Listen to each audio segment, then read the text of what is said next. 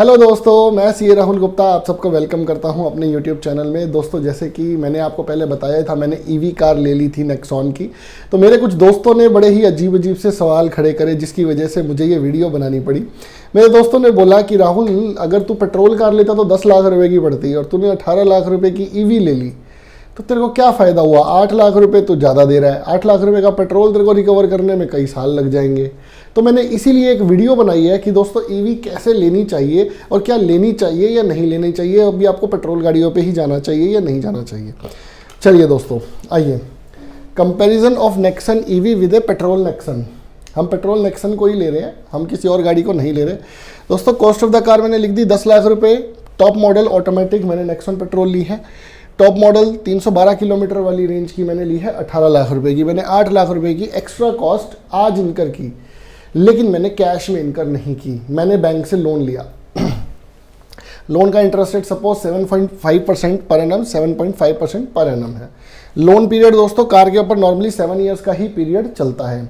मैंने इसकी ईएमआई निकाली कैलकुलेटर के हिसाब से। आप ऑनलाइन ईएमआई कैलकुलेटर खोलेंगे तो उसमें आप बड़े आराम से अमाउंट, रेट और पीरियड डाल के अपनी ईएमआई कैलकुलेट कर सकते हो।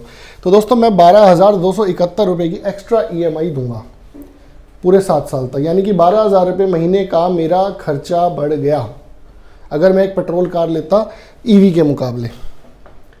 ठीक है दोस्तों, मेरी रनिंग है जी 3,000 kilometre per month. Running cost, मैं सिर्फ ये पेट्रोल कॉस्ट ले रहा हूँ दोस्तों, 10 रुपये किलोमीटर के करीब की रनिंग कॉस्ट आज के टाइम पे पड़ती है और 1 रुपये किलोमीटर की रनिंग कॉस्ट हमारी ईवी की पड़ती है। हमने मेंटेनेंस वगैरह को कुछ नहीं लिया अभी। रनिंग कॉस्ट पर मंथ दोस्तों 3,000 किलोमीटर, 10 रुपये के हिसाब से मेरा 30,000 रुपये का पेट्रोल का बिल आता है। 3,000 किलोमीटर 1 रुपये के हिसाब से 3,000 रुपये की मेरी रनिंग कॉस्ट ईवी की आती है। नेट में दोस्तों मेरे पास 27,000 रुपये की सेविंग हो गई। तो इससे क्या हुआ दोस्तों, 27,000 रुपये की मेरी सेविंग यहाँ हो गई, लेकिन 12,271 रुपये की मैंने एक्स्ट्रा ईएमआई दी।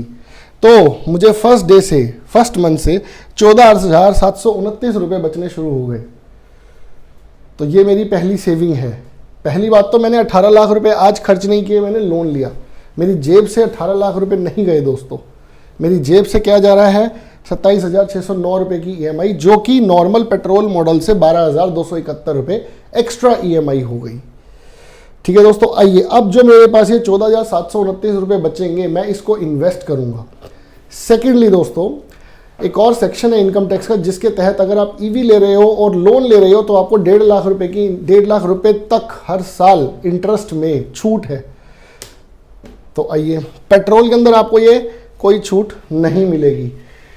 ईवी टॉप मॉडल 312 किलोमीटर के अंदर मुझे पहले साल इतना इंटरेस्ट, दूसरे साल इतना, तीसरे साल इतना, चौथे साल इतना, 5वें, 6ठे, 7वें साल इतना इतना इतना मुझे इंटरेस्ट देना है। इसके ऊपर दोस्तों मुझे 30% इनकम टैक्स बच जाएगा। अगर मैं 30% के हिसाब से देखता हूं तो मुझे यहाँ पे 1,914 रुपये पर मंथ की सेविंग होगी। ठीक है जी, यहाँ पे 2,975 रुपये पर मंथ की सेविंग होगी। दोस्तों, ये कम इसलिए आ रहा है क्योंकि मैंने आज की डेट से कैलकुलेशन करी है, 31 मार्च तक की। मैंने मार्च तक का लिया है। ठीक है दोस्तों, 2,975, 2,564, 2,120 एंड सो ऑन। इस तरीके से ये, अच्छा पुराने वाले ही कॉपी हो गया। इस तरीके से ये मेरा पूरा सेविंग का चार्ट है। यहाँ मेरे को 1,914 रुपये पर मंथ की सेविंग, 2,975, इस तरीके से मेरी सेविंग दोस्तों काउंट होती रहेगी।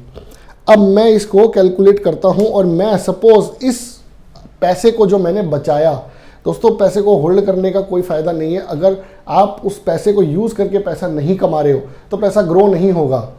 ठीक है, फाइनेंशियल लिटरेसी अगर हम समझते हैं तो हमें समझना चाहिए, हमें अपने पैसे को इन्वेस्ट करना आना चाहिए। दोस्तों, मैंने 14,729 रुपये 7 साल की SIP कर दी। 20,82,000 रुपये का मुझे नेट में बेनिफिट है। अभी अगर कुछ लोग ये कहते हैं सर हम तो टैक्स भरते ही नहीं है, या हमारा टैक्सेशन स्लैब 30% नहीं है, हमारा तो 5% है या 20% है या 30% है। 30% वालों के लिए तो ठीक है, लेकिन जिनका 5% या 0 है उनके लिए ये टैक्स की सेविंग नहीं है। लेकिन ये सेविंग तो सबके लिए है, यानी कि 7 साल के बाद 20,82,000 रुपये की वैल्यूएशन मेरी इन्वेस्टमेंट से मैं कमा लूँगा, जो मैंने 14,000 रुपये अपना पर मंथ पेट्रोल से बचाया है। साथ में दोस्तों मैं दूसरा काम क्या करूँगा, मैं अपना एनवायरनमेंट भी बचाता हूँ। ये बहुत ज़रूरी चीज़ है। आज एनवायरनमेंट एक बहुत बड़ा फैक्टर बन गया है। अगर हम दोस्तों एनवायरनमेंट के बारे में नहीं सोचेंगे तो कौन सोचेगा। पढ़े लिखे बंदों को तो ज़रूर एनवायरनमेंट जो एनवायरमेंटल फ्रेंडली है वो ज़रूर कोशिश करें कि वो ईवी पे आ जाए। 312 किलोमीटर का स्ट्रेच कंपनी क्लेम करती है दोस्तों, मुझे 250 किलोमीटर के करीब की एवरेज मैं निकाल पा रहा हूँ, विच इज़ गुड। दोस्तों 250 किलोमीटर कम एवरेज नहीं होती। आपको लंबे डिस्टेंस पे जाना है, you can take a cab, लेकिन लंबे डिस्टेंस पे दोस्तों एक दिन में 250 किलोमीटर से ज़्यादा लंबा travelling rarest of rare case में महीने में एक बार दो बार हो सकता है, लेकिन डेली नहीं होगा, ये पक्की बात है। आप अपना रीवर्क कीजिए। अगर आपका इससे ज़्यादा है तो फिर थोड़ा सा आपको दिक्कत आएगी चार्जिंग वगैरह लेने में। अगर आपका रन 200 किलोमीटर से 250 किलोमीटर के बीच में है डेली, तो इट्स अ हेवन। आपका महीने में 3000 किलोमीटर तक की भी रनिंग है, it's a heaven for you. ये इस तरीके से मैंने कैलकुलेशन बनाई है दोस्तों। अगर अब जो फर्स्ट ईयर में मैंने टैक्स से पैसा बचाया वो 6 साल के लिए इन्वेस्ट किया, उसकी वैल्यूएशन बनी 2,14,000 रुपये। सेकेंड ईयर में जो मैंने पैसा बचाया उसको जब मैंने इन्वेस्ट किया at the rate of 14% ROI, मैंने म्यूचुअल फंड से दोस्तों ये मिनिमम रेट लिया है। हमारे थ्रू जो भी इन्वेस्टमेंट्स कर रहे हैं क्लाइंट्स म्यूचुअल फंड्स वगैरह में, वो अच्छे से जानते हैं कि 14% का ROI is very achievable in long run, not in short run. पिछले 6 महीने का ट्रैक रिकॉर्ड इज माइनस, लेकिन जो लॉन्ग रन से इन्वेस्ट कर रहे हैं 2 साल 3 साल 5 साल, उन सबको 14% ROI बड़ा इजीली मिल रहा है।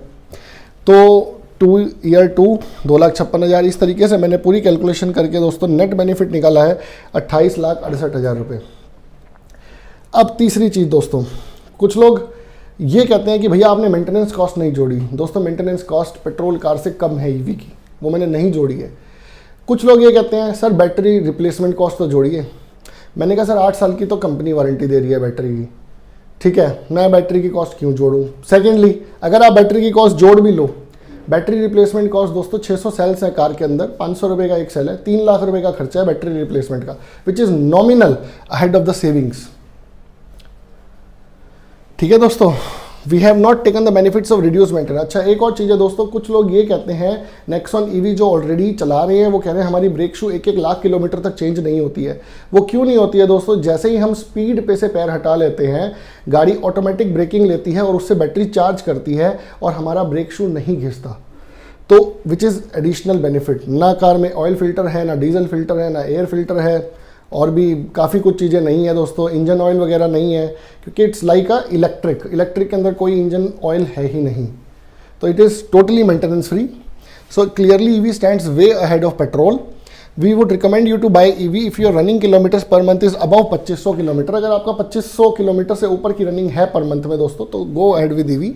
Below that we need to calculate the values accordingly. We have not taken the scrap values of both the cars. दोनों कारों की स्क्रैप वैल्यू हमने नहीं ली है, लेकिन मेरा ये मानना है स्क्रैप वैल्यू आपको इवेंचुअली नेक्सॉन ईवी की ज़्यादा ही मिलेगी as compare to Nexon petrol, क्योंकि पेट्रोल और डीजल डेली दोस्तों महंगे हो रहे हैं और आगे फ्यूचर में भी इनके कम होने के कोई आसार नहीं लग रहे।